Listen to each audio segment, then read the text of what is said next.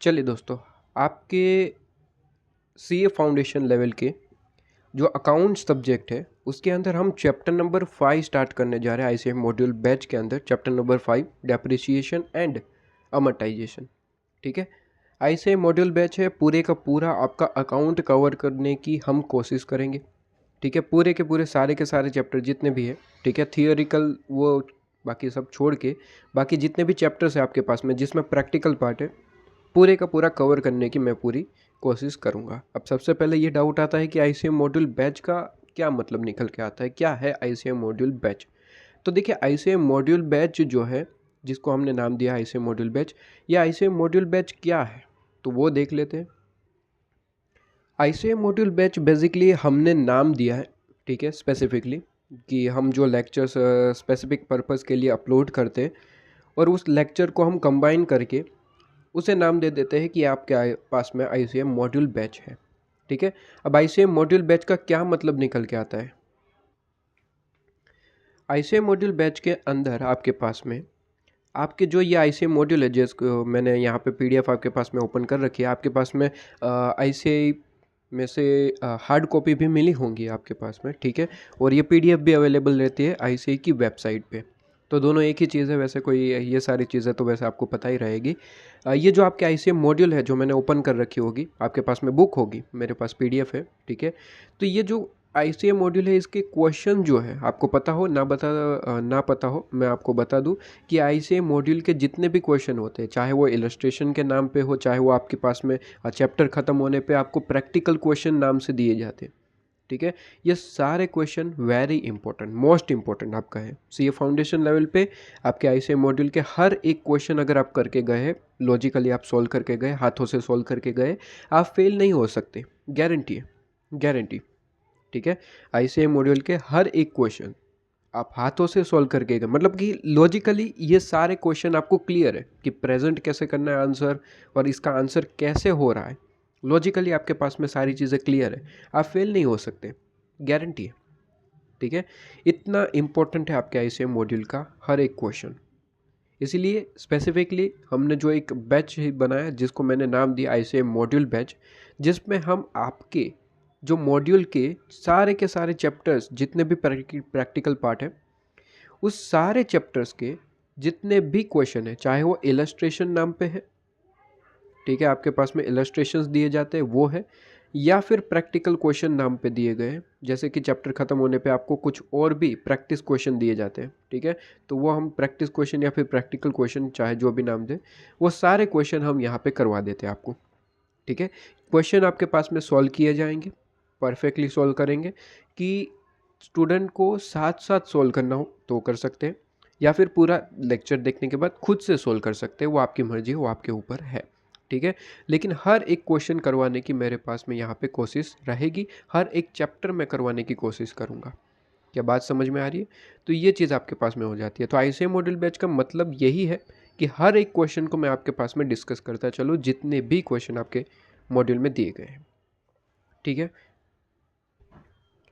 आइए, तो chapter number 5 से मैं स्टार्टिंग कर रहा हूँ। हर एक चैप्टर करवाएंगे, कोई दिक्कत नहीं है, बस सीक्वेंस मेरे हिसाब से मैं सिलेक्ट करूँगा और अपलोड करता चलूँगा। तो मैंने सबसे पहले सिलेक्ट किया है आपके पास में चैप्टर नंबर 5, जिसका नाम है डेप्रिसिएशन एंड अमorटाइजेशन। ठीक है, तो डेप्रिसिएशन एंड अमorटाइजेशन से अब स्टार्ट करते हैं हमारे पास में ये चैप्टर का आईसीएम मॉड्यूल बैच। तो आ जाइए, इलस्ट्रेशन जितने भी है सारे कराऊंगा। सबसे पहले इलस्ट्रेशन पे आ जाइए, एक एक करके सारे इलस्ट्रेशन हम सोल्व करेंगे। आइए, इलस्ट्रेशन नंबर 1 आपके पास में दिया गया है। अगेन वापस से मैं याद करवा दूं कि आईसीए मॉड्यूल का एक एक क्वेश्चन वेरी इंपॉर्टेंट आपके पास में आपको देखने को मिलेंगे, ये सारे क्वेश्चन एग्जाम में। ठीक है, बस वहाँ पे फ़र्क इतना होता है कि जो नाम वगैरह दिया जाता है उसे चेंज कर देते, ईयर वगैरह चेंज कर देते और अमाउंट चेंज कर देते, बाकी क्वेश्चन एज इट इज़ होता है, क्वेश्चन एज इट इज़ होता है। ठीक है, ऐसे मोस्टली क्वेश्चन आपको देखने को मिलेंगे आपके पेपर के अंदर। तो जो भी है मैंने अपने हिसाब से आपको बता दिया कि आईसीएम मॉड्यूल किए बिना अगर आप जा रहे हैं तो पास होने के चांसेस बहुत ज़्यादा कम हो जाते हैं। आईसीएम मॉड्यूल के हर एक क्वेश्चन अगर आप करके जाते हैं, लॉजिकली आपने सॉल्व किया है, आपको पता है कि प्रेजेंट कैसे करना है, मतलब कि आपने राइटिंग प्रैक्टिस कर रखी है इसकी सॉल्यूशन की, आप गारंटी पास है, गारंटीड। ठीक है, फिर आपके ऊपर है कैसे करना है। चलिए, इलस्ट्रेशन नंबर 1 आपके पास में दे रखा है। जेन ब्रोज करके कुछ नाम दे रखा है। खैर नाम पे कुछ इंपॉर्टेंट नहीं होता, नाम बदलते रहते हैं क्वेश्चन के हिसाब से, ठीक है, उसमें तो कोई फ़र्क नहीं पड़ना है। इंपॉर्टेंट चीज़ आगे दे रखी है, पढ़ते हैं। कहते हैं कि उन्होंने एक्वायर किया है एक मशीन, ठीक है, एक मशीन अक्वायर किया है। अक्वायर किया मतलब परचेज़ किया है, सीधी सी बात है। कब किया है? कहता है कि 1 जुलाई 2021 को। ओके, कोई दिक्कत नहीं है। 2021 को 1 जुलाई मतलब कि 2021 में भी आधा ईयर तो चला गया है। 1 जुलाई को इन्होंने जो है एक मशीन को परचेज़ किया है, एक्वायर किया है, ठीक है। कितने में किया है तो वो दे रखते हैं। कहता है कि at a cost of 14 lakh rupees. तो 14 लाख रुपीज़ में ये मशीन परचेज़ किया गया है, ठीक है। आगे क्या दे रखा है? कहते हैं and spend 1 lakh rupees. 1 lakh रुपए का और खर्चा किया है किस पे? कहते हैं 1 lakh rupees on it's installation, ठीक है। अब यहाँ पे ध्यान से सुनिएगा। वैसे एक रूल है, कहते हैं कि भाई कोई भी असेट परचेज किया जाए, कोई भी असेट, ठीक है। जैसे कि यहाँ पे हमने कहा क्या असेट परचेज किया, कहते हैं मशीन परचेज किया। मशीन आपके लिए एक तरीके से असेट है, बिल्कुल सर असेट है। तो एक असेट परचेज किया गया है जिसका नाम है मशीन, ठीक है। तो एक मशीन हमने परचेज किया है। रूल ये कहता है कि अगर आप कोई मशीनरी परचेज करते हैं, जो भी आपने परचेज किया, इन शॉर्ट असेट परचेज आप करते हैं, ठीक है, तो उसकी कॉस्ट क्या मानी जाएगी? तो रूल ये कहता है कि जो भी असेट आपने परचेज किया उसके लिए कॉस्ट पूरे का पूरा वो खर्चा माना जाएगा जब तक मशीन या फिर जो भी आपने परचेज किया असेट, ठीक है, वो असेट रेडी टू यूज़ ना हो जाए। फॉर एग्जांपल आप जो है एक टीवी खरीद के आए, टेलीविज़न परचेज करके आए। टेलीविज़न आपने परचेज करके आए तो क्या सीधा आप जो है घर पे रखेंगे और चालू हो जाएगा? Answer is no sir. Wire जो है फिटिंग वगैरह करना पड़ेगा, ठीक है। तो फॉर एग्जांपल आपने टीवी परचेज किया है ₹50 में। ये तो सिर्फ एग्जांपल है, ठीक है, तो मैं एग्जांपल में ₹50 तो ले ही सकता हूँ, सिर्फ एग्जांपल है। कहते हैं ₹50 में जो है हमने टीवी परचेज़ किया, टेलीविज़न परचेज़ किया। अब टेलीविज़न परचेज़ करके आए, हमें जो है वो जो भी एम्प्लॉय वगैरह का वो बुलाना पड़ा और वायरिंग वगैरह फिटिंग कराना पड़ा, टीवी को चालू करना पड़ा। तो कहते हैं कि 50 में प्लस ₹10 वो वायरिंग फिटिंग के जो है लग गए। अब मेरा क्वेश्चन ये है कि टीवी जो ₹50 में परचेस करके आए, क्या ये रेडी टू यूज़ था? आंसर इज़ नो सर, ये तो चालू ही नहीं होने वाला था, इसका फिटिंग वगैरह करना था, ठीक है, और फिटिंग वगैरह के लिए ₹10 और खर्चा करना पड़ा, और जैसे ही ₹10 खर्चा किया टीवी चालू हो गया, अब रेडी टू यूज़ है, ठीक है ना। तो रूल ये कहता है कि कोई भी असेट परचेस करके आए उसकी कॉस्ट कितनी मानी जाएगी? कहते हैं कि आपने वो परचेज़ किया है वो प्लस रेडी टू यूज़ करने के लिए जो भी खर्चा किया है। फॉर एग्जांपल ₹10 आपने खर्चा किया तो कॉस्ट कितनी मानी जाएगी? 50 या फिर 10? Answer is no. कॉस्ट मानी जाएगी ₹60, ठीक है। रेडी टू यूज़ करने के लिए जो भी खर्चे किए गए वो भी कॉस्ट के अंदर आपके पास में ऐड होंगे, ठीक है। तो टीवी की कॉस्ट कितनी मानी जाएगी? ₹60, ₹60। क्या बात समझ में आ रही है? ये इंपॉर्टेंट पॉइंट है। एक और एग्जांपल लेते हैं। हमारे पास में एक फैक्ट्री है। फॉर एग्जांपल हमारे पास में क्या है सर? एक फैक्ट्री है, ठीक है। अब फैक्ट्री में हमें ज़रूरत पड़ी एक बड़े लेवल की मशीनरी की। तो हमने क्या किया? एक मशीन परचेज़ कर लिया, एक्वायर किया मशीन, ठीक है। एक मशीन परचेज़ कर लिया, एक्वायर कर लिया। अब मशीन परचेज़ किया तो मशीन हमें पड़ा 40 लाख रुपीज़ का। मशीन हमने कितने में परचेज़ किया सर? 40 लाख रुपीज़। हमने ताज़ा केस जो है वो पे कर दिया, 40 लाख रुपीज़, ठीक है। कैश पेमेंट कर दिया फॉर एग्जांपल 40 लाख रुपए, बहुत बढ़िया। तो कहते हैं 40 लाख रुपीज़ हमने पे कर दिया और मशीन लेके आ गए। लेकिन ऐसा है कि ये स्पेशल कैटेगरी का मशीन है, स्पेशल कैटेगरी। ये मशीन जो है फैक्ट्री में तभी यूज़ कर सकते जब इसके लिए एक तरीके की साइट प्रिपरेशन की जाए। फॉर एग्जांपल ये मशीन इस टाइप का है, ये मशीन है हमारा, ठीक है।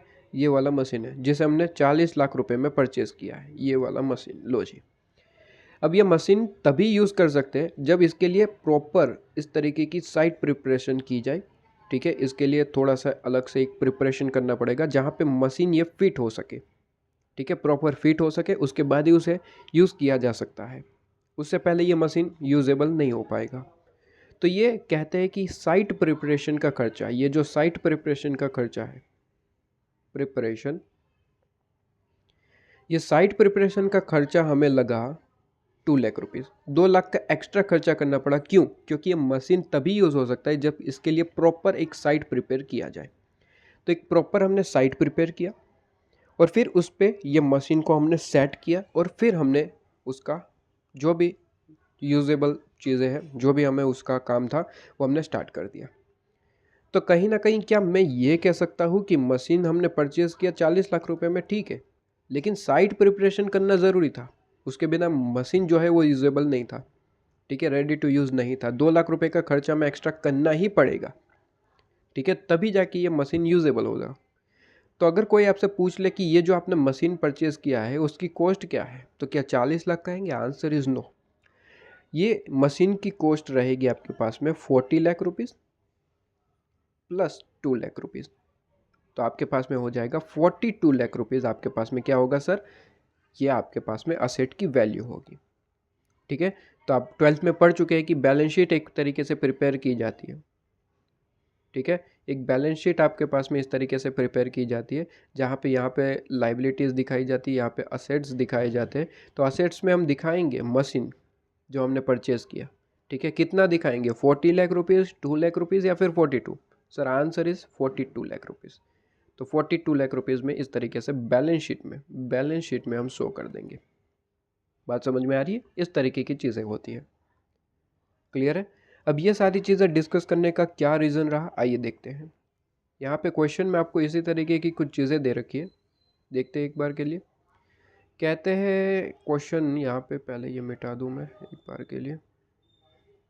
देखिए क्वेश्चन क्या कहता है। क्वेश्चन कहता है आपके पास में कि जो भी नाम है उन्होंने मशीन एक्वायर किया है। मशीन एक तरीके की असेट होगी आपके पास में, ठीक है। कब? कहता है 1 जुलाई 2021 को, ठीक है। कहते हैं कितने में? 14 लाख रुपीज़ में परचेज़ किया है। ओके, यहाँ तक तो बातें ठीक थी, कोई दिक्कत नहीं थी। कहते हैं एंड, ठीक है। एंड से क्या कहना चाहता है? कुछ बातें कह रहा है। कहता है कि एंड 1 लाख रुपीज़ हमने खर्चा किया है, स्पेंट 1 लाख रुपीज़, 1 लाख रुपए का एक्स्ट्रा खर्चा किया है। किस पे? कहता है ऑन इट्स इंस्टॉलेशन। कि भाई मशीन तो परचेज कर लिया, क्या रेडी टू यूज़ है? Answer is no sir. उसका जो भी फिटिंग वगैरह है करना पड़ेगा ना, जिसे हम कहते हैं इंस्टॉलेशन कॉस्ट, ठीक है। कि एक्स्ट्रा खर्चा करना पड़ेगा, कि उसका फिटिंग वगैरह करवाना पड़ेगा, वायरिंग वगैरह करवाना पड़ेगा, वो सारी चीज़ें जिसे हम कहते हैं इंस्टॉलेशन कॉस्ट, ठीक है। तो वो हमने करी है 1 लाख रुपए। तो क्या ये 1 लाख रुपीज़ जो है वो कॉस्ट में ऐड होगा? आंसर इज यस होगा। तो अगर कोई आपसे पूछ ले कि सर ये जो मशीन की आप बात कर रहे हैं, ये जो मशीन की आप बात कर रहे हैं, इस मशीन की कॉस्ट क्या रहेगी, तो आप तुरंत आंसर देंगे 14 लाख रुपीज़। और यस, जैसे ही आप ये आंसर देंगे आप यहाँ पे गलत हो जाएंगे। क्यों? क्योंकि अभी अभी बताया कि कोई भी आप एसेट परचेज करते हैं तो उसका रेडी टू यूज़ होने तक का सारा खर्चा जो है वो ऐड होता है कॉस्ट के अंदर। तो ये जो मशीन आपने परचेज करी है, ये जो असेट है, वो बैलेंस शीट में कितने में दिखेंगी? तो कहते हैं कि सर जो भी आपने खर्चा पे किया है, परचेज कॉस्ट जो 14 लाख रुपीज़ है, प्लस रेडी टू यूज़ के लिए जो भी खर्चा किया वो भी ऐड होगा। मतलब कि 14 lakh plus 1 lakh balance sheet में कितने में दिखेगी sir? 15 lakh rupees. Balance sheet में कितने में लिखेगी? 15 लाख रुपीज़, 15 लाख। क्लियर है? कहता है कि ये जो फर्म है वो राइट ऑफ करते हैं डेप्रिसिएशन 10% पर एनम के हिसाब से, ठीक है, 10% पर एनम। अब जैसे कि आपको पता है कि सर जी आपके पास में डेप्रिसिएशन के मेनली 2 पार्ट होते हैं, 2 मेथड्स होती है। मेथड्स तो वैसे 5-6 है, ठीक है, आपके मॉड्यूल में डिस्कस भी करी गई, लेकिन मैं मेनली की बात कर रहा हूँ। जो मेन जो आपके पास में देखने को मिलती है वो 2 मेथड होती है। एसएलएम, स्ट्रेट लाइन, जिसे हम कहते हैं स्ट्रेट लाइन मेथड आपके पास में, और दूसरी मेथड होती है डब्ल्यूडीवी, रिटन डाउन जिसे आप कहते हैं, ठीक है। ये मेन, बाकी बहुत सारे तरीके हैं, वो आर्स वाले मेथड, वो सारी चीज़ें हैं डेप्रिसिएशन के लिए, लेकिन मेनली बात करूँ तो 2 है आपके पास में। एसएलएम जिसे हम स्ट्रेट लाइन कहते हैं, और दूसरी है डब्ल्यूडीवी मेथड, ठीक है।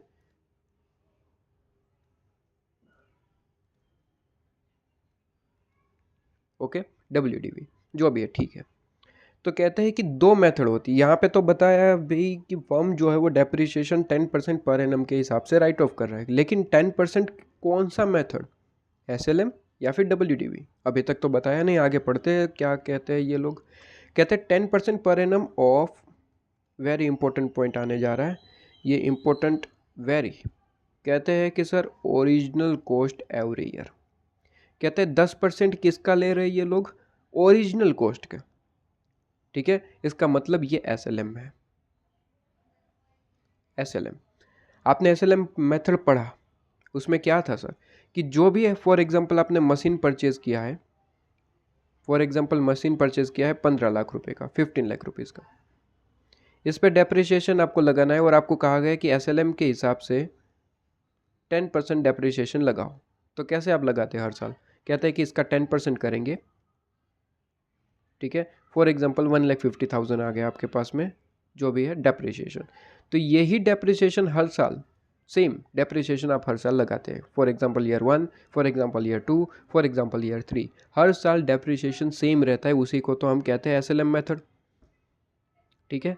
तो SLM मेथड का अगर क्रक्स की बात करें तो क्या हो रहा है यहाँ पे यही हो रहा है कि आप जो है वो मेन जो ओरिजिनल कॉस्ट हम जिसे कहते हैं, मेन कॉस्ट जो ओरिजिनल कॉस्ट है, ठीक है, ओरिजिनल कॉस्ट पे आप जितना भी परसेंटेज है वो अप्लाई करके डेप्रिसिएशन निकाल लेते हैं और हर साल यही डेप्रिसिएशन को कैरी फॉरवर्ड करते हैं। क्या बात समझ में आ रही है? तो यहाँ पे वही तो चीज़ कह रहा है, कहता है कि 10% तो वो ले रहे, लेकिन ओरिजिनल कॉस्ट के, सिर्फ और सिर्फ ओरिजिनल कॉस्ट एवरी ईयर। इसका मतलब है कि सर ये SLM मेथड है, स्ट्रेट लाइन मेथड आपके पास में। क्या बात समझ में आ रही है? ये इंपॉर्टेंट पॉइंट है, SLM मेथड, ये जानना ज़रूरी था। अगर ये पता नहीं चलता तो सॉल्यूशन आप कर नहीं सकते, ठीक है। अगर यहीं पे आप समझिएगा, इंपॉर्टेंट, वेरी इंपॉर्टेंट पॉइंट, कहता है कि यहीं पे अगर मैं ये ऑफ ओरिजिनल कॉस्ट हटा दूँ, ठीक है, ऑफ ओरिजिनल कॉस्ट अगर मैं हटा दूँ यहाँ पे, ये ऑफ ओरिजिनल कॉस्ट, ठीक है, सिर्फ इतना रखो कि 10% पर एनम के हिसाब से, 10% पर एनम के हिसाब से, तो यही चीज़ बन जाती WDV मेथड। क्योंकि आपको ऐसा क्लियरली नहीं बताया, आपको बताया गया कि डेप्रिसिएशन 10% चार्ज करना है, इसका मतलब ये WDV मेथड है। जब तक आपको क्लियर नहीं बताया जाता तब तक ये WDV मेथड है। क्या बात समझ में आ रही है? ये इंपॉर्टेंट है। तो जैसे ही ये मैंने लिख दिया कि ओरिजिनल कॉस्ट है, इसका मतलब ये SLM मेथड है, लेकिन जैसे ही मैं ये ओरिजिनल कॉस्ट हटा देता हूँ तो ये बन जाएगा WDV मेथड। तो बात समझ में आ रही है कि इंपॉर्टेंट पॉइंट इज़ कि आपको स्पेसिफिकली बताया जाए कि ओरिजिनल कॉस्ट पे हम 10% चार्ज कर रहे हैं तभी वो SLM है। अगर कुछ भी नहीं बताया गया, सिर्फ इतना बता रहे कि 10% 20% हम डेप्रिसिएशन चार्ज कर रहे हैं मशीन पे, तो वो WDV मेथड है। बात समझ में आ रही है? ये इंपॉर्टेंट पॉइंट था, राइट। चलिए, तो ये आपके पास में क्लियर हो जाता है, ठीक है। आई थिंक आपके ICA मॉड्यूल में ऐसा क्वेश्चन डाला हुआ है, इलस्ट्रेशन नंबर ये 2 ही है, देख लीजिए, सेम क्वेश्चन है, इलस्ट्रेशन 1 और 2, बस यही आपको पॉइंट समझाने के लिए इन लोगों ने डाल दिया। कहता है कि डेप्रिसिएशन एट 10% पर एनम के हिसाब से। तो ये अगर मैं कहूँ सिर्फ इतना कि डेप्रिसिएशन 10% के हिसाब से मैं चार्ज कर रहा हूँ एवरी ईयर, तो ये क्या बन जाएगा सर? WDV। क्योंकि क्लियरली नहीं बता रहे कि 10% किसका, तो हम मान के चलेंगे कि WDV है। अगर क्लियरली बताया कि सर ओरिजिनल कॉस्ट का, तो वह SLM है। तो ये चीज़ आपके पास में बड़ी एकदम क्लियर होनी चाहिए, ठीक है, तभी आप आगे बढ़ सकते हैं। तो ये सबसे पहले क्लियर कर लीजिए, कहीं लिखना है तो लिख लीजिए, लास्ट में एग्ज़ाम टाइम पे याद नहीं आता ये बेसिकली, तो नोटबुक में कहीं भी नोट्स में, ठीक है, लिख रखिए कि भाई अगर क्लियरली बताया है कि ओरिजिनल कॉस्ट पे हम 10% चार्ज कर रहे हैं एवरी ईयर, तो SLM है। अगर यही चीज़ मैं हटा दूँ तो ये आपके पास में है WDV। क्या बात समझ में आ रही है? इंपॉर्टेंट है। तो कहते हैं कि आपको इतनी चीज़ें बताइए, ठीक है, और कहते हैं कि हम बुक्स को क्लोज करते हैं एवरी 31 दिसंबर, ठीक है, मतलब कि हर साल 31 दिसंबर जैसे आएगा बुक्स क्लोज हो जाएगी, ठीक है। मतलब कि ये जनवरी से दिसंबर चल रहा है पूरे साल, कि स्टार्ट कब से होता है 1 जनवरी से और एंड कब होता है 31 दिसंबर को, पूरा साल इस तरीके से चल रहा है इनका। कहते हैं रिक्वायर, क्या रिक्वायर है, इनको क्या चीज़ें चाहिए। कहते हैं रिक्वायर करता है कि मशीन अकाउंट आपको प्रिपेयर करना है, so machine account and depreciation account for the year 21 and 22। ठीक है, दोनों साल को आपको दिखाना है। ठीक है, कोई दिक्कत नहीं है, आप आ जाइए मेरे साथ, हम खुद से प्रिपेयर करेंगे और आपके पास में क्लियर करेंगे। ठीक है, तो आ जाइए ICM मॉड्यूल बैच का हम इलस्ट्रेशन नंबर 1 चैप्टर नंबर 5 का स्टार्ट करने जा रहे हैं। हमारे साथ में आप इस चीज़ों को करते चलेंगे। इलस्ट्रेशन नंबर 1 आप हेडिंग दे देंगे, मेरे साथ आप सोल्व कर सकते हैं, कोई दिक्कत थोड़ी ना है। वैसे चैप्टर तो आप पढ़ चुके होंगे। ठीक है, इलस्ट्रेशन नंबर 5। चलिए जी, मैंने आपके सामने जो है अकाउंट प्रिपेयर कर लिए ताकि आपका टाइम बच सके बेसिकली। ठीक है, आप वीडियो को स्टॉप करके अकाउंट प्रिपेयर कर सकते हैं। हमने क्वेश्चन में देखा कि 2 अकाउंट पूछे गए आपके पास में। कौन से 2 अकाउंट? कहते हैं कि आपके पास में 2 अकाउंट पूछे गए। कौन से 2? कहते हैं सिंपल, एक मशीनरी अकाउंट और दूसरा डेप्रिसिएशन अकाउंट। 2 अकाउंट पूछे गए, दोनों आप प्रिपेयर कर लेंगे। ठीक है, तो ये देख लीजिए, मशीन अकाउंट मैंने प्रिपेयर किया, थोड़ी सी जगह एडजस्ट कर ली, अपने हिसाब से सोच लीजिए।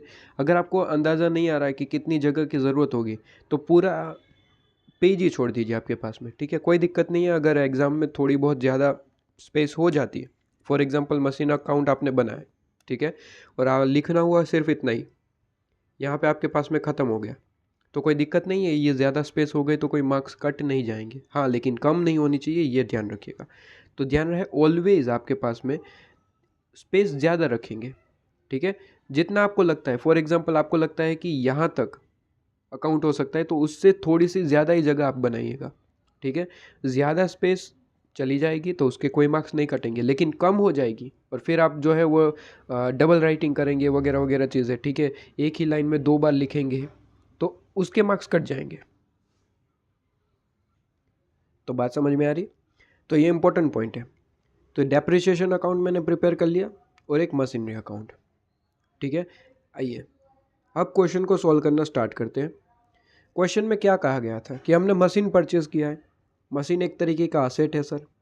ठीक है, मतलब कि मशीन एक तरीके का असेट है, मतलब कि सर असेट की कौन सी साइड होती है, डेबिट साइड या फिर क्रेडिट? सिंपल सा क्वेश्चन मैंने पूछा। मैंने कहा कि सर असेट जो होते हैं,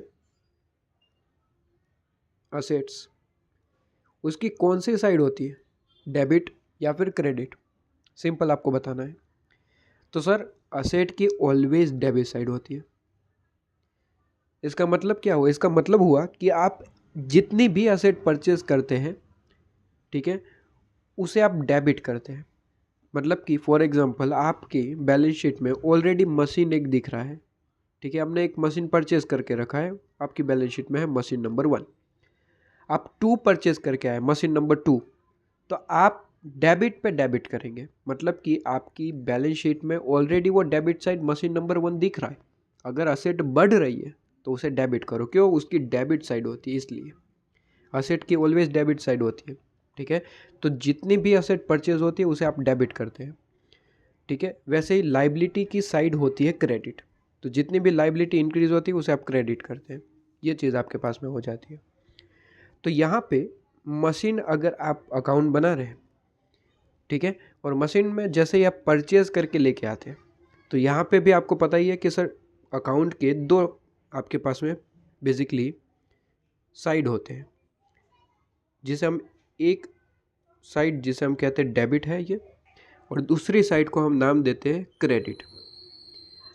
अब सिंपल सा बात समझिएगा, अगर मैं मशीन परचेज करके लेके आता हूँ, कोई भी मशीन मैंने परचेज करा, तो मशीन को कहाँ पे दिखाऊंगा, डेबिट या फिर क्रेडिट? ऑब्वियसली मशीन एक तरीके का असेट है, अगर मशीन आ रहा है तो वो डेबिट होगा। वैसे ही अगर मैं मशीन को बेच देता हूँ, मतलब कि मशीन गया गया तो क्रेडिट होगा। सिंपल सी चीज़ है।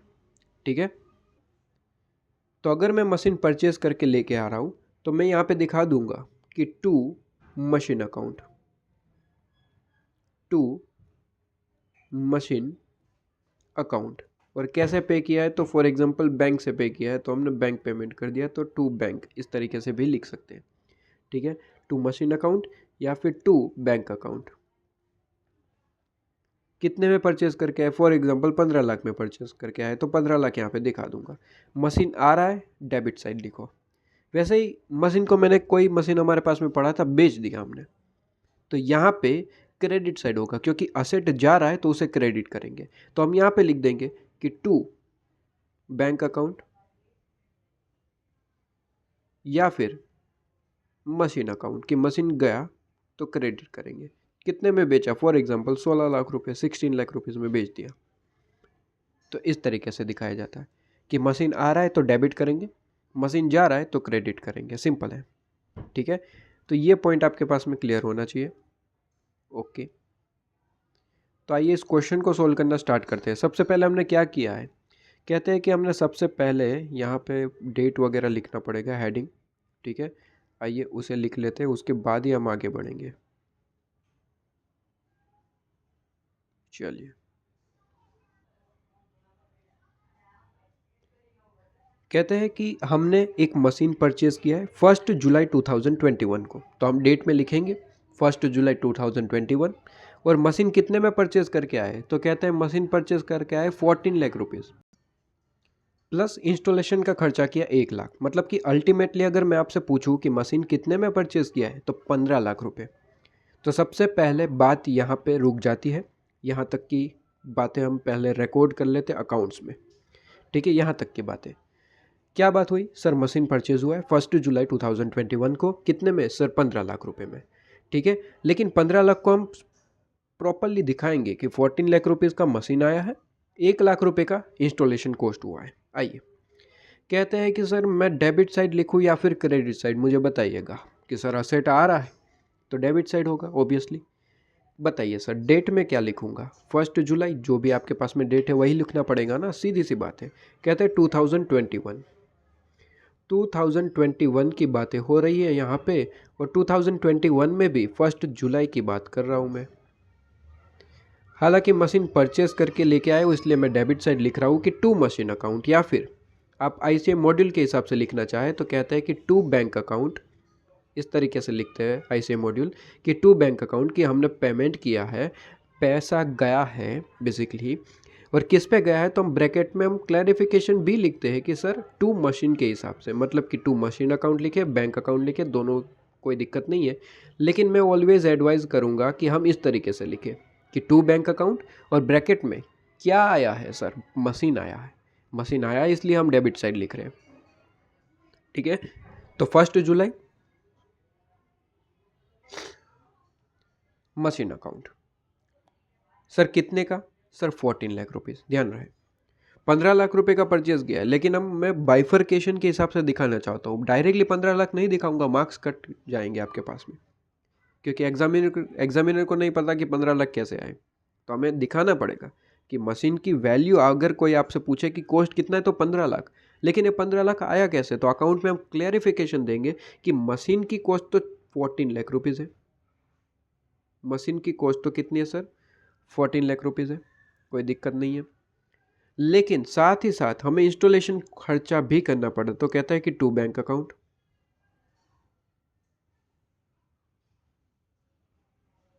और ब्रैकेट में लिख के क्लैरिफिकेशन देंगे कि भाई ये इंस्टॉलेशन कॉस्ट है, इंस्टॉलेशन।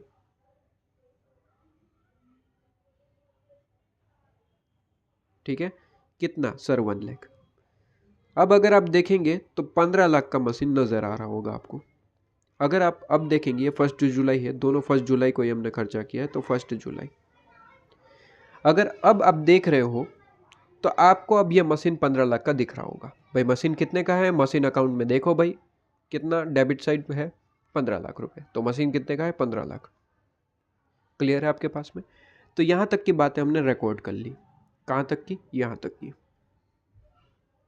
कि हमने मशीन परचेज किया है, 14 लाख रुपीज़ कॉस्ट थी, 1 लाख रुपीज़ आपके पास में इंस्टॉलेशन कॉस्ट था, दोनों हमने रिकॉर्ड कर दिए। डायरेक्ट 15 लाख नहीं दिखा दिए ताकि एग्जामिनर हमारा मार्क्स काट दे, हमने दिखा दिया प्रॉपर उसका बाइफर्केशन, ताकि मार्क्स नहीं कट पाए। ठीक है, अब आगे क्या कहता है, कहता है कि हम डेप्रिसिएशन को राइट ऑफ करते हैं 10% के हिसाब से पर एनम। लेकिन इंपॉर्टेंट चीज़ यहाँ पे ये थी कि वो 10% कैसे लेना है, वो क्लैरिफिकेशन दिया था कि भाई आपको ओरिजिनल कॉस्ट पे लेना है एवरी ईयर, मतलब कि एसएलएम बेसिस है, ठीक है। और ईयर एंड हो जाता है 31 दिसंबर को। इन्होंने पूछा था 2021 का भी कैलकुलेशन दिखा देना और 2022 का, ठीक है। तो 21 22 दोनों का दिखाना है, मतलब कि मुझे अकाउंट जो है 31 दिसंबर 2022 तक की सारी एंट्री दिखानी पड़ेगी। क्या बात समझ में आ रही है? 31 का भी, 21 का भी और 22 का भी, ठीक है, कोई दिक्कत थोड़ी ना है, सिंपल है। आइए, अब मशीन आ गया, और मर्चे फॉर एग्जांपल और भी अगर मशीन परचेस करते हैं तो डेबिट और कर देंगे, जिस डेट को किया है उस डेट को लिख देंगे और अमाउंट लिख देंगे यहाँ पे। फॉर एग्जांपल आपने जुलाई में परचेज किया मशीन, जिसकी हमने रिकॉर्डिंग कर दी। फॉर एग्जांपल तुरंत नेक्स्ट मंथ या फिर नेक्स्ट सेकेंड मंथ जो भी आपने, फॉर एग्जांपल मैंने 1 सितंबर को एक और मशीन परचेज किया, तो यहाँ पे आप लिखेंगे कि सर 1 सितंबर to bank machine for example 10 lakh rupees, तो 10 लाख रुपीज़ लिख देंगे। जितने भी परचेज होते जाए डेबिट करते जाओ, क्यों? क्योंकि असेट की डेबिट साइड होती है, तो जो भी परचेज होता है डेबिट करते जाओ, डेबिट करते जाओ, डेबिट करते जाओ। क्या क्लियर हो रहा है सर? बिल्कुल सिंपल है, ठीक है। तो इतनी सी बात थी, क्लियर है। अब जैसे ही ईयर एंड आ जाता है, ठीक है, जैसे कि 2021 चल रहा है, तो 31 दिसंबर 2021 आ गया, तो उस टाइम पे डेप्रिसिएशन कैलकुलेट करके इसे ख़त्म कर देना इस ईयर को। तो जैसे ही 1 जुलाई हमने परचेज किया मशीन, उसके बाद पूरे साल में कोई परचेज नहीं है, होता तो क्वेश्चन खुद बताता। क्वेश्चन ने क्या कुछ और परचेज बताए? आंसर इज नो सर, खत्म हो गया बातें। अब तो बस इतना ही बता दिया कि हर साल 10% आपके पास में डेप्रिसिएशन चार्ज करना है, वो भी ओरिजिनल कॉस्ट पे, ठीक है।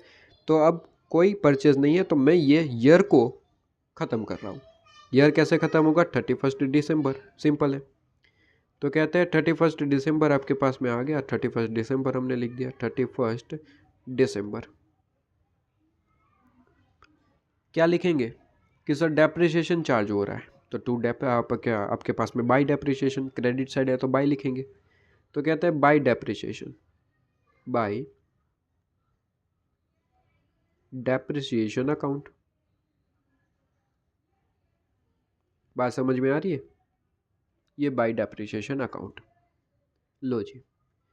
अब डेप्रिसिएशन चार्ज कर देंगे, हम ख़त्म कर देंगे बात को। तो कहते हैं डेप्रिसिएशन कितना चार्ज होगा? तो सर ओरिजिनल कॉस्ट पे ही डेप्रिसिएशन चार्ज होता है ऑलवेज आपके पास में, ऑलवेज। ओरिजिनल कॉस्ट कितनी है सर? 14 लाख या फिर 1 लाख या फिर 15 लाख। सर अभी अभी समझाया ना, मशीन की कॉस्ट तो वैसे 15 लाख है, और वैसे हमने बाइफरकेशन करके दिखाया, लेकिन कॉस्ट तो आप अगर देखें तो 14 + 1 15 लाख रुपीज़ है। तो कहते हैं 15 लाख रुपीज़, और कितना परसेंट डेप्रिसिएशन है? क्वेश्चन ने बताया 10% है। तो ऐसे हमने कैलकुलेशन दिखानी पड़ेगी एग्जाम में, और जैसे ही ये 10% करते हैं 15,000 आपके पास में, सॉरी 1,50,000। ये कितने में परचेज? 14 ने, हाँ ओके, ठीक है ना। तो ये कैलकुलेशन आपके पास में हो जाती है, और जो भी बच गया वो आपके पास में बैलेंस सीडी। क्या बात समझ में आ रही है? बैलेंस सीडी, जो भी आपके पास में डिफरेंस, इस तरीके की कैलकुलेशन होती है। बस एक चीज़ जो मुझे आपको बतानी थी कि डेप्रिसिएशन कैलकुलेट करते वक्त ध्यान रखना कि मशीन पे आप डेप्रिसिएशन चार्ज कर रहे हैं, मशीन की कॉस्ट आपने ली, उस पर 10% आपका जो भी रेट है 10% यहाँ पे दे रखा है, तो 10% आपने चार्ज कर लिया। लेकिन इंपॉर्टेंट इज डेप्रिसिएशन कैलकुलेट करते वक्त मोस्टली यही गलती होती है कि डेप्रिसिएशन आप चार्ज करेंगे उतना ही जितना मशीन यूज़ हुआ है। फॉर एग्जाम्पल मशीन तो जुलाई में परचेज किया हुआ, आप 10% पूरे साल का कैलकुलेट कर रहे हैं, ये गलत हो जाएगा। आपको करना पड़ेगा उतना ही मंथ जितना आपने मशीन परचेज करके यूज़ किया है, मशीन बेसिकली परचेज किया है वहाँ से लेके। आप इतना ही याद रखिए कि मशीन जहाँ से परचेज किया वहाँ से डेप्रिसिएशन लगेगा। परचेज कब से किया? 1 जुलाई से, तो 1 जुलाई से 31 दिसंबर कितने मंथ होते हैं? तो कहता है जुलाई, अगस्त, सितंबर, अक्टूबर, नवंबर और दिसंबर, 6 मंथ होते हैं। तो यहाँ पे डेप्रिसिएशन भी 6 मंथ का ही लगेगा आपके पास में, तो इंटू 6 डिवाइड बाई 12। क्या बात समझ में आ रही है? ये बस एक पॉइंट था जो आपको बताना था, यहाँ पे बात खत्म हो जाती है। तो डेप्रिसिएशन चार्ज करेंगे, लेकिन मशीन जहाँ से परचेज किया है वहाँ तक का। फॉर एग्जांपल ये मशीन 1 जनवरी से ही परचेज कर लिया था मैंने, तब तो कोई दिक्कत नहीं थी, पूरे साल का लगना था, तो 1 लाख आपके पास में 15 लाख इंटू 10% 1,50,000 लग जाता। लेकिन ये मशीन तो परचेज 1 जुलाई को किया है, मतलब कि काफ़ी सारे मंथ चले गए, हमने तो साल के ख़त्म होने मतलब कि हाफ ख़त्म हो गया उसके बाद हमने परचेज़ किया है। ठीक है, तो उस तरीके से कैलकुलेशन होगी। क्लियर है? तो कहते हैं 1,50,000 नहीं आएगा, कैंसिल कर दो, गलती कभी नहीं होनी चाहिए। कहते हैं 15 lakh into 10% into 6 divide by 12, तो ये आपके पास में आएगा कितना डेप्रिसिएशन, 75,000। इंपॉर्टेंट पॉइंट था इसलिए आपको बता दिया। स्टूडेंट की गलती यहाँ पे होती रहती है, हमने देखे हैं काफ़ी सारे आंसर शीट्स आपके पास में। तो 75,000 है, और जो भी बच गया वो आपके पास में बैलेंस CD कैरी डाउन जिसे आप कहते हैं। ठीक है, तो 31 दिसंबर को जो भी बैलेंस बच गया उसे हम लिख देंगे कि बाय बैलेंस कैरी डाउन।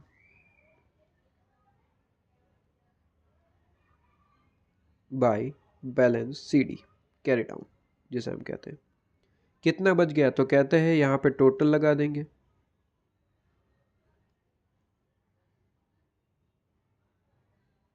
कहते हैं डेबिट साइड का टोटल ज़्यादा है, कितना, 15 लाख रुपए, 15 लाख रुपीज़।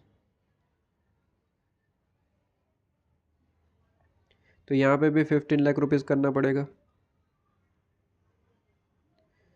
कहते हैं 15 लाख में से 75,000 डेप्रिसिएशन का, तो बचा कितना, तो 15 लाख माइनस 75,000, तो जो भी बैलेंस बच गया वो कैरी डाउन हो जाएगा। ठीक है, तो कहते हैं 14,25,000। लो जी, तो 31 दिसंबर 2021 आ गया, ख़त्म। अब 1 साल का पूछा होता तो यहीं पे अकाउंट क्लोज हो जाता, लेकिन आपको पूछा है 22 का भी बताओ, 31 दिसंबर 22 तक आपको बताना है। ठीक है, तो कहते हैं 1 जनवरी 2022 आ जाएगा, तो कहते हैं 2022 1 जनवरी आएगा। नया कोई मशीन परचेज नहीं किया है, बस पिछले साल की जो अमाउंट है वो ब्रॉट डाउन कर देंगे, तो कहते हैं 2 balance BD brought down, balance BD कितना है सर, 14,25,000, 14,25,000। ठीक है, और इसी पे ही डेप्रिसिएशन चार्ज करना है, लेकिन ध्यान रहे ये SLM है, मतलब कि हर साल डेप्रिसिएशन उतना ही चार्ज होगा फिक्स कॉस्ट पे। ठीक है, 31 दिसंबर 2022 आ जाएगा, 31 दिसंबर को हम चार्ज करेंगे बाय डेप्रिसिएशन, बाय डेप्रिसिएशन। इस बार डेप्रिसिएशन पूरे साल का लगेगा क्योंकि मशीन पूरे साल यूज़ हुआ होगा। ठीक है, पिछले साल तो हम जुलाई में ही लेके आए थे, परचेज तो तभी से लेंगे, तो पिछले साल तो ठीक है 6 महीने, लेकिन इस साल तो पूरा ही यूज़ करेंगे ना, पूरा साल, तो इस साल तो पूरा ही लगेगा 15 लाख पे, 15 लाख इंटू 10%। ठीक है, 1,50,000, तो 1,50,000। बात क्लियर हो रही है कि नहीं, सिंपल है। तो कहते हैं बैलेंस जितना बच जाएगा उसे हम कह देंगे balance CD by balance carry down.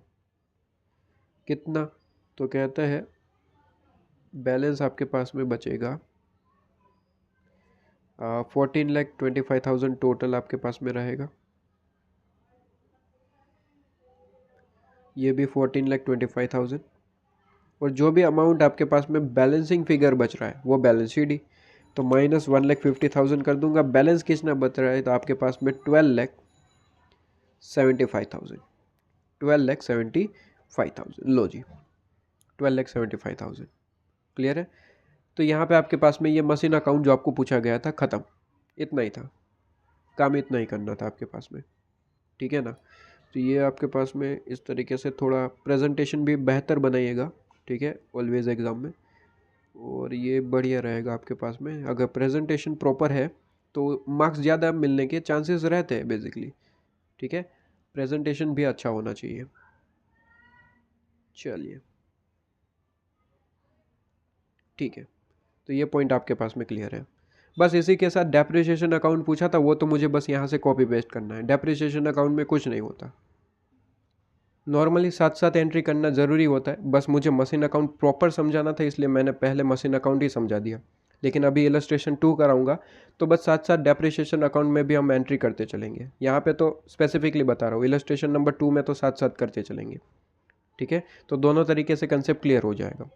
तो फिलहाल हमने मशीन अकाउंट बनाया। मशीन अकाउंट में कोई आपको डाउट नहीं होगा कि मशीन आ रहा है उसे डेबिट साइड करो, उस पर जैसे भी डेप्रिसिएशन चार्ज करेंगे क्रेडिट साइड हम लिख के एंट्री करके डेप्रिसिएशन हर साल चार्ज करेंगे। लेकिन ध्यान रहे डेप्रिसिएशन वहाँ से चार्ज करेंगे जहाँ से परचेज़ किया है। ठीक है, और पूरा साल ख़त्म होने तक का मंथ जितना भी होता है। तो परचेज जुलाई में किया था तो जुलाई से दिसंबर जितने भी मंथ होते हैं उतना डेप्रिसिएशन होगा। फिर नेक्स्ट ईयर तो जनवरी से पूरा यूज़ किया था पूरे साल, तो पूरे साल का डेप्रिसिएशन होगा। क्लियर है? अब हर साल 1,50,000 ही आएगा। 31 दिसंबर 23 का पूछा नहीं है, लेकिन पूछा होता तो उस साल भी 1,50,000 ही लेते, क्योंकि पूरा साल ही अब यूज़ करना है। ठीक है ना? अब डेप्रिसिएशन में तो कुछ नहीं है, यहाँ से जो भी अमाउंट आपके पास में निकल के आता है, यहाँ पे आप देख पा रहे हैं ये जो अमाउंट आप देख रहे हैं डेप्रिसिएशन जितना जितना हर साल चार्ज हुआ है, ठीक है, वही आपको यहाँ पे लेना है। जैसे कि यहाँ पे डेप्रिसिएशन 1,50,000 है, तो आपको करना कुछ नहीं है। ये जो आपके पास में आप देख रहे हैं, ये जो आप देख रहे हैं 75,000, बस उसको यहाँ पे लेके आना है। ये 1,50,000 तो बस यहाँ पे लेके आना है, ख़त्म। मशीन अकाउंट में क्रेडिट साइड दिखेगा, अकाउंट में यहाँ पे डेबिट साइड लेके आना है। क्लियर है? सिंपल है। तो डेप्रिसिएशन अकाउंट बेसिकली आपको पता ही होगा कि P&L, आप प्रॉफिट एंड लॉस अकाउंट बनाते हैं तो प्रॉफिट एंड लॉस अकाउंट में डेप्रिसिएशन दिखता है डेबिट साइड। ठीक है, तो यहाँ पे भी हमें वही करना है, डेप्रिसिएशन को P&L में भेज देना है। बस डेप्रिसिएशन कहाँ जाता है सर? P&L में भेजना है। क्लियर है? तो पूरी कुल मिला के कहानी क्या होती है? कुल मिला के कहानी अगर मैं आपको बताऊँ तो सबसे पहले मशीन आता है, परचेज करते हैं हम, तो मशीन आता है तो आ गया, मशीन अकाउंट में एंट्री हो गई 15 लाख रुपए। उसके बाद क्या होता है? उसके बाद होता है ईयर ख़त्म, ईयर एंडेड 31 दिसंबर जैसे कि, और उस टाइम पे डेप्रिसिएशन इसका कैलकुलेशन होता है और मशीन में से, उस मशीन की अमाउंट में से वो माइनस होता है। जैसे कि यहाँ पे आप देखो तो 15 लाख पे हमने डेप्रिसिएशन किया, कैलकुलेट किया, उसे क्रेडिट किया, तो इनडायरेक्टली ये हुआ क्या? माइनस हुआ। 15 लाख में से 75,000 माइनस हुआ। ठीक है, इसका मतलब होता है कि हमने मशीन की वैल्यू में से डेप्रिसिएशन को माइनस कर दिया। अब जैसे ये डेप्रिसिएशन कैलकुलेट करके आप जो है मशीन की वैल्यू में से कट कर देते, उतना डेप्रिसिएशन, वही डेप्रिसिएशन को आप P&L में भेज देते। तो बस हम P&L में भेजने जा रहे हैं, कहते हैं कि हमने जो मशीन पे डेप्रिसिएशन चार्ज किया है 31 दिसंबर को, ठीक है, तो कहते हैं 31 दिसंबर 2021 को, 31 दिसंबर, ठीक है, यहाँ पे ईयर वगैरह सब आप लिख दीजिएगा। ठीक है, डेट, पर्टिकुलर, अमाउंट वगैरह, ठीक है, वो लिखना ज़रूरी है वरना मार्क्स कट जाएंगे आपके पास में। तो कहते हैं 31 दिसंबर टू मशीन अकाउंट, कि जो मशीन पे हमने डेप्रिसिएशन चार्ज किया है, मशीन अकाउंट कितना चार्ज किया है? कहते हैं कि हमने 31 दिसंबर 2021 को 75,000 चार्ज किया है, वो 75,000 को हम P&L में डालने जा रहे हैं। तो कहते हैं जैसे ये 75,000 हमने चार्ज किया है, अब ये जाएगा P&L में 31 दिसंबर को bye profit and loss account, by profit loss account. बात समझ में आ रही? ये 75,000 वो क्लियर।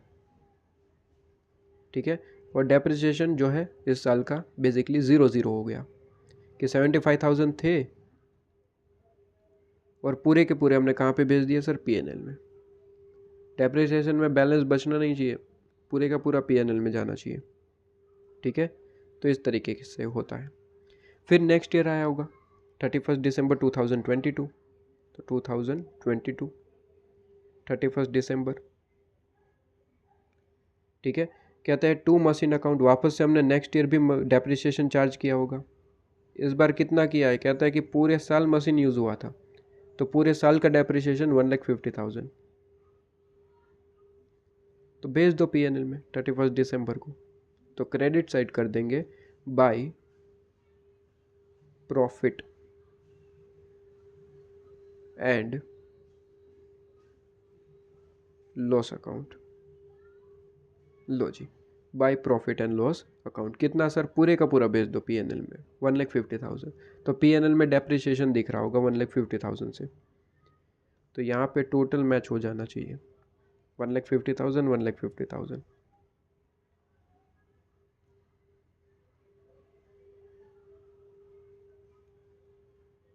ठीक है, ये चीज़ आपके पास में हो जाती है। तो ये पूरे का पूरा जो अकाउंट पूछा गया था ये यहाँ पे कंप्लीट हो जाता है। समझ रहे? ये चीज़ हो जाती है। अगर मैं इसकी इम्पैक्ट को अच्छे से समझाना चाहूँ तो मैं आपके पास में क्लियर करवाता हूँ। ये आंसर यहीं पे ख़त्म हो गया, ठीक है। ये आपके पास में सिर्फ अंडरस्टैंडिंग है। यहाँ पे जो बताने जा रहा हूँ वो अंडरस्टैंडिंग है, सिर्फ और सिर्फ अंडरस्टैंडिंग, अंडरस्टैंडिंग पर्पस। ठीक है। कहते हैं कि आपको पता है कि सर आप पीएनएल बैलेंस शीट बनाते हैं, तो ये आपके पास में हो गया trading PNL account, trading and profit loss account.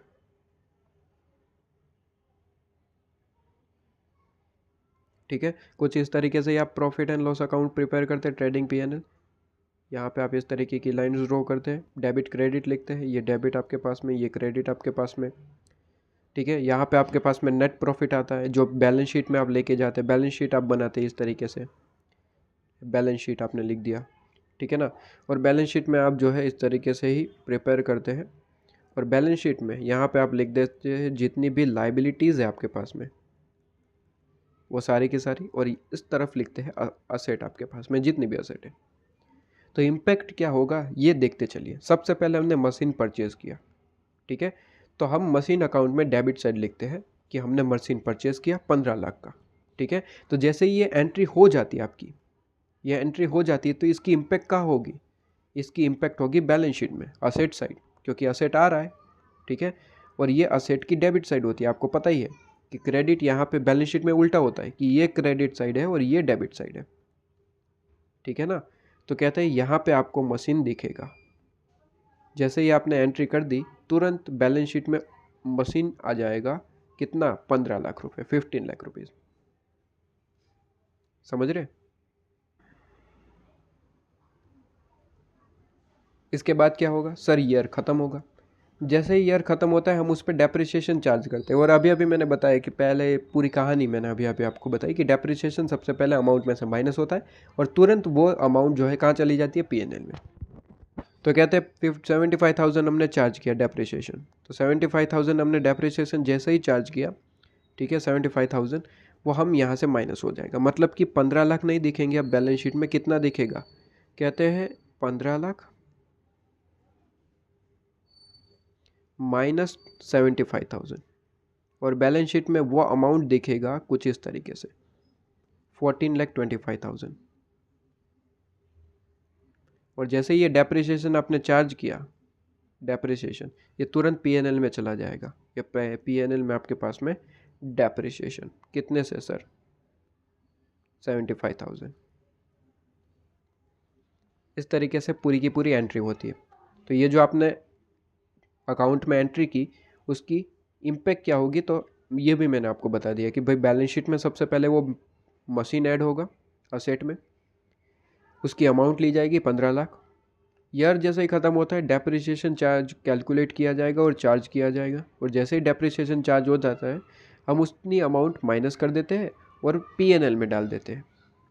ठीक है, तो उतने से मशीन की वैल्यू कम हो जाती है और जो भी ये खर्चा हुआ हम डेप्रिसिएशन इस तरीके से पीएनएल में शो कर देते हैं। तो ये पूरी की पूरी आपके पास में इसकी डिटेल अंडरस्टैंडिंग थी। ठीक है, चलिए ये चीज़ आपके पास में ख़त्म हो जाती है। हालांकि आपको सॉल्यूशन तो इतना ही करना था, ये आपके पास में ख़त्म हो जाता है सॉल्यूशन। ये अंडरस्टैंडिंग आपको एग्जाम में नहीं करनी है, बस आपको समझने के लिए थी। ठीक है ना, तो चलिए ये आपके पास में इलस्ट्रेशन 1 ख़त्म हो जाता है। मैंने काफ़ी वक्त लिया आपके पास में इसलिए क्योंकि इलस्ट्रेशन टू में हमें जो है ज़्यादा वक्त ना लेना पड़ा, क्योंकि सेम ही है इलस्ट्रेशन, बस वहाँ पे एसएलएम मेथड है। इलस्ट्रेशन 2 में आपको डब्ल्यूडीवी मेथड देखने को मिलेगा, बाकी सब सेम है। ठीक है ना, चलिए।